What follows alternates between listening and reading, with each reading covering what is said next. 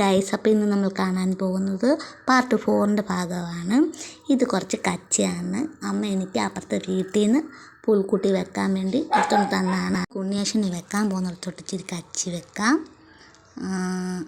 ആ തൊഴുത്തുണ്ടല്ലോ, ആ തൊഴുത്തിലേക്ക് കുറച്ച് കച്ചിയൊക്കെ വെച്ചിട്ട് വേണം ഉണ്ണിയേശൻ്റെ മാതാവിനെയും പിതാവിനെയും ആട്ടിടയന്മാരെയും ആട്ടിൻകുട്ടികളെയും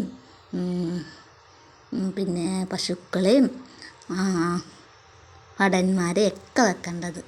അതിനുശേഷം എല്ലാവരും വെച്ചതിന് ശേഷം നമുക്ക് ആടിൻ്റെ തൊഴുത്ത് കാണാം. ആടിനെയൊക്കെ വെച്ചതിന് ശേഷം വേണം ബാക്കിയുള്ളവരെയൊക്കെ വെക്കുന്നുണ്ട്. ഓരോരുത്തരെ വെച്ചുകൊണ്ടിരിക്കുകയാണ്. പക്ഷെ ഇന്ന് എനിക്ക് അലങ്കരിക്കുന്നത് കാണിക്കാൻ പറ്റില്ല കേട്ടോ, അത് നാളെ എനിക്ക് കാണിക്കാൻ പറ്റത്തുള്ളൂ. അപ്പോൾ ഓരോരുത്തരെ വെക്കുകയാണ് ഞാൻ.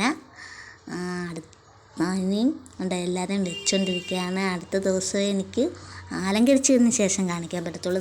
ഇതെല്ലാം വെച്ചിട്ടുണ്ട്, നോക്കിയേ, നിങ്ങളെല്ലാവരും നോക്കിയേ, എല്ലാം ഞാൻ വെച്ചതിന് ശേഷം കാണിക്കാമെന്ന് പറഞ്ഞില്ലേ. അപ്പം ഇത് ഇഷ്ടപ്പെട്ടെങ്കിൽ ലൈക്ക് ചെയ്യുക, ഷെയർ ചെയ്യുക, സബ്സ്ക്രൈബ് ചെയ്യുക. അടുത്ത വീഡിയോയുമായി വരുന്നുണ്ടെങ്കിൽ ബൈ.